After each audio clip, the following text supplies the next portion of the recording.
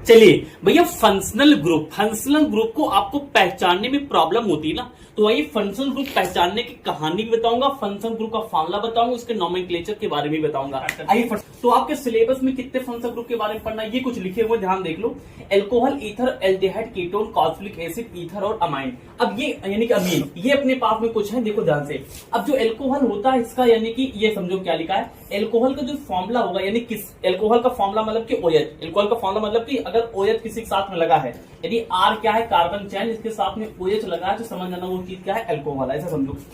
किसी के सेंटर पे O आ जाए, अभी पहचाना भी सिखाएंगे, समझ जाना ईथर है। अब एल्कोहल एग्जांपल जैसे कि देखो ये क्या है, कार्बन चैन है और इसके साथ में सिंगल बॉन्ड से क्या जुड़ा, OH जुड़ा, तो समझ जाना ओवरऑल क्या है, ये एल्कोहल है। अच्छा, एल्कोहल का जो नाम है ना, वो नाम होता है यानी कि ऑल, ये तो जानते होंगे ना, एल्कोहल का नाम क्या होता है, ऑल होता है। उसी तरीके से ईथर बीच में O रहता है, इसके दोनों तरफ कार्बन चैन आती है, ये चीज ध्यान रखना, यानी सेंटर में O होगा, इधर भी R आ जाए, इधर भी R आ जाए, तो शकल अगर R मतलब कार्बन चैन, जैसे यहाँ पे क्या है कार्बन की चैन है, तो वो ईथर होगा।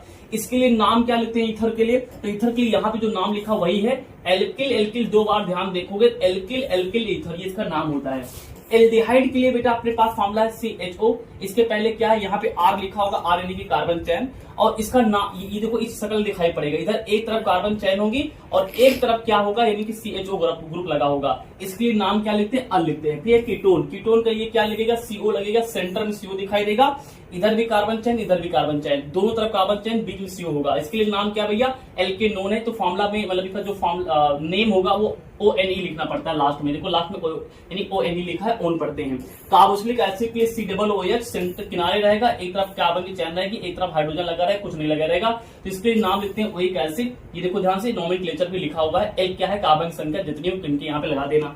यानी एस्टर यानी कि COO, अब ये पहचान, COO सेंटर में होगा, इधर कार्बन चैन, इधर कार्बन, दोनों का कार्बन चैन होनी चाहिए, तो इसका नाम क्या होता है, एल्किल एल्कोनोइड। क्या नाम लिखा है, एल्किल एल्कोनोइड।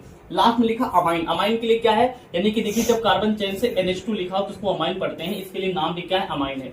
तो ये यानी कि कुछ तरीका होता है, ऐसे पहचाना जाता है, तो ध्यान रखना ये वाला इंपॉर्टेंट, जैसे ये वाला और ये वाला और ये वाला, ध्यान देना।